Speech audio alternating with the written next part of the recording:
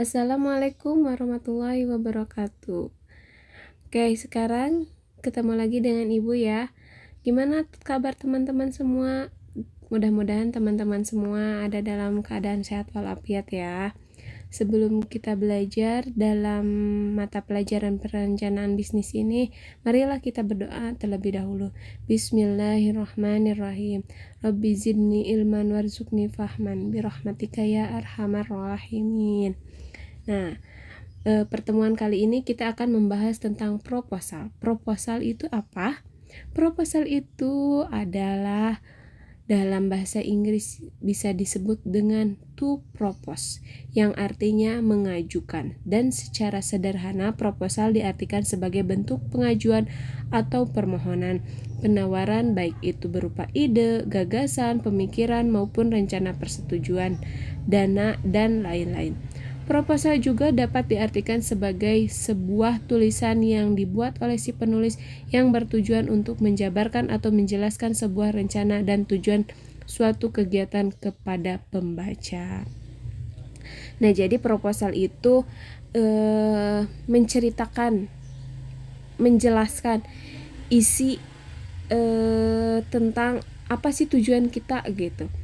Jadi tujuan kita ya misalnya butuhnya dana, ya kita rinci kebutuhan dana itu apa aja dan untuk apa aja. Jadi dirinci gitu ya. Nanti kita akan membahas bagaimana kita akan membuat proposal gitu. Dan kalian juga bisa mencari contoh-contoh proposal. Nanti kalian bisa membuat proposal. Oke, selanjutnya jenis-jenis proposal. Jenis proposal itu ada dua, jenis proposal secara umum dan jenis proposal berdasarkan bentuknya. Jenis proposal secara umum tuh ada apa aja gitu. Jenis proposal secara umum itu ada 4, ada proposal bisnis atau usaha, proposal proyek, proposal penelitian, dan proposal kegiatan. Nah, dari keempat jenis proposal ini isinya kandungannya beda-beda. Kalau misalnya proposal bisnis atau usaha itu isinya apa? Tentang yang berkaitan dengan dunia bisnis atau usaha. Bisa juga yang berhubungan dengan bisnis kelompok atau perseorangan. Contohnya seperti proposal pendirian badan usaha, tempat usaha, dan lain-lain. Jadi kalau misalnya kita mau bikin usaha nih, kan memang ya harus memerlukan modal. Nah, untuk memerlukan modal kita dari mana? Nggak mesti kita harus minjem ke bank gitu. Kita mencari investor juga bisa ya, itu dengan menggunakan proposal. Kita mengajukan proposalnya apa aja, ya isinya apa aja, apa yang kita butuhkan. Nah, mintalah ke investor gitu. Nah, kita akan membuat usaha seperti ini. Apakah kalian tertarik untuk menginvestasikan dana kalian di usaha kita gitu. Nah, kalau itu kan nanti sistemnya bagi hasil gitu ya. Karena si investor menitipkan dananya kepada usaha kita. Nah, terus kalau misalnya proposal proyek itu apa, yang berkaitan dengan apa? Dengan dunia pekerjaan, umumnya berisi serangkaian rencana-rencana dalam usaha komersil. Nah, contohnya seperti apa? Proposal proyek pembangunan suatu kantor. Nah, kalau misalnya ini kan proposal ininya usahanya, maksudnya pembuatannya kantor kan besar gitu. Nah, itu bisa kita misalnya disuruh membuat satu kantor. Nah, tapi si yang nyuruhnya itu dia borongan, tapi kan kita nggak ada modalnya. Nah, bisa ke investor membuat proposal gitu. Nah, kita akan membuat satu kantor nih, nanti hasilnya dibagi 2 gitu, atau gimana presentasinya gitu, bukan bagi 2 ya, gimana yang kerja. Kan kalau misalnya itu presentasi lebih bagus kayaknya gitu.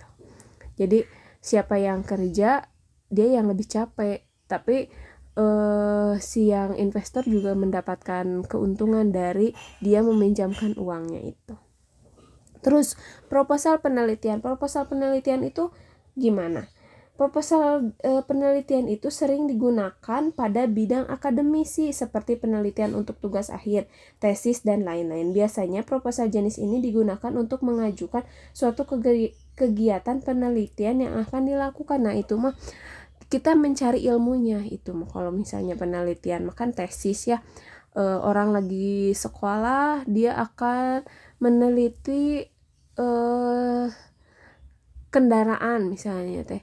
Kendaraan roda 2. Kenapa kendaraan roda 2 itu banyak diminati oleh masyarakat. Nah, itu kan itu mencari ilmunya. Nah, itu menggunakan proposal, tapi yang dimintanya itu ilmunya, bukan dana keuangannya, bukan gitu ya. Terus proposal kegiatan itu digunakan di lingkungan masyarakat karena merupakan proposal untuk mengajukan suatu rencana kegiatan, baik itu kegiatan individu maupun perorangan. Misalnya seperti proposal mengadakan perayaan, perlombaan, dan lain-lain. Jadi kayak misalnya dalam Agustusan ya, kan suka ada juga masyarakat atau anak-anak muda ya, namanya itu para pemuda-pemuda itu untuk membuat suatu kegiatan tentang Agustusan itu modalnya dari mana? Ya itu dari masyarakat itu gitu. Kembali lagi untuk masyarakat kembali ya kalau misalnya itu. Jadi untuk memeriahkan Agustusan,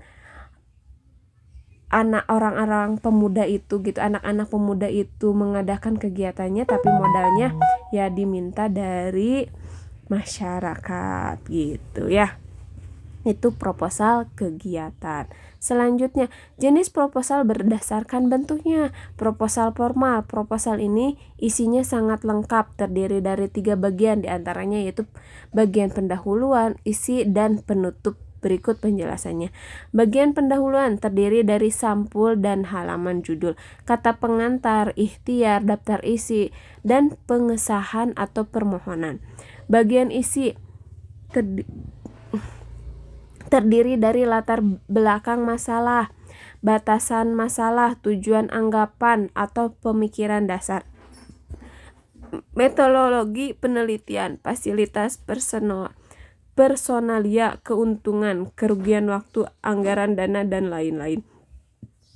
Bagian penutup itu apa aja, dari daftar pustaka atau lain-lain, lampiran-lampirannya, foto atau apa ya. Terus proposal non formal. Proposal ini tidak seperti proposal formal yang lengkap, biasanya disampaikan hanya dalam bentuk surat, biasanya selalu berisikan seperti permasalahan, saran-saran, pemecahan masalah, dan pengesahan atau permohonan. Itu proposal non formal. Terus proposal semi formal hampir sama seperti proposal non formal karena isinya tidak selengkap atau tidak memenuhi syarat-syarat proposal formal. Nah, selanjutnya fungsi proposal itu untuk apa? Untuk melakukan penelitian yang berkenaan dengan agama, sosial, politik, ekonomi, budaya, dan sebagainya. Untuk mendirikan usaha kecil, menengah, atau besar. Nah, itu tentang tadi yang masuknya ke proposal umum yang tentang proposal bisnis atau usaha. Nah, untuk mengajukan tender dari lembaga-lembaga pemerintah atau swasta. Nah, tender itu dari proyek. Nah, proposal proyek. Untuk mengajukan kredit kepada bank, untuk mengadakan acara seminar, diskusi, pelatihan, dan sebagainya. Itu seperti penelitian juga. Jadi kita akan mengadakan suatu pelatihan, ya kita membuat proposal. Selanjutnya, syarat-syarat proposal harus memiliki struktur maupun logika yang sangat jelas dan mudah dimengerti. Hasil dari kegiatan tersebut harus terstruktur. Rumusan jenis kegiatan yang dilakukan harus ditulis secara jelas dan detail, serta harus benar-benar dapat dikerjakan. Jika ada anggaran dana yang diperlukan, maka anggaran dana yang diperlukan harus realistis dengan kegiatan tersebut. Nah, itu. Selanjutnya, sistematika penulisan proposal usaha. Nah, kan tadi udah ya, ada halaman sampul, halaman pengesahan, bab 1 pendahuluan. Pendahuluan tuh isinya apa? nanti kita cari tahu dari kalau misalnya sekarang kan susah ya mencontohkannya dari buku ya, kalian bisa mencari dari Google ya. Isinya seperti apa sih pendahuluan itu gitu. Bab 2 metode pelaksanaannya, 3 bab 3 target yang hendak dicapai. Nah, dari contoh-contoh proposal atau isi proposal itu kita cari tahu dari Google aja ya. Dengan itu manfaatkan Google-nya dengan baik, mencari ilmu ya, karena ilmu itu kita bisa dapat dari mana aja gitu, apalagi dengan mudahnya sekarang ya, bisa dari Google itu. Nah, ya terima kasih sudah selesai materi hari ini. Berarti materi hari ini tentang proposal dicukupkan sekian, jadi susunan pembuatan proposal udah ya. Barusan tinggal kalian nanti membuat contoh proposal seperti apa sih gitu. Nanti kalian pilih proposalnya mau yang mana. Ada yang tadi apa aja coba yang masih ingat. Nah, ada yang proposal bisnis, proposal proyek, proposal penelitian, proposal kegiatan. Jadi setiap orang itu membuat proposalnya beda-beda ya. Berarti tugas hari ini kita membuat proposal berbagai macam, jangan ada yang sama, harus berbeda ya. Misalnya dari proposal bisnis, proposal proyek, jadi setiap orang itu harus berbeda-beda proposalnya ya. Tugas hari ini membuat proposal, coba searching di internetnya masing-masing, lalu dikirimkan, difotokan hasilnya ke Google Classroom ya. Jangan lupa dikirimkan ke Google Classroom. Nanti tugasnya fotokan yang jelas ya, tulisannya yang rapi. Dan karena hari ini ada kegiatan praktek ya, jadi ibu kasih tenggang waktu sampai tengah malam lah, apalagi membuat proposal ya, cukup menyita waktu. Jadi tugas hari ini ibu kasih tenggang waktunya sampai jam 9 malam ya teman-teman. Terima kasih atas kerjasamanya. Kita akhiri pembelajaran hari ini dengan bacaan hamdalah. Alhamdulillahirabbil alamin. Wabillahi taufiq wal hidayah. Wassalamualaikum warahmatullahi wabarakatuh.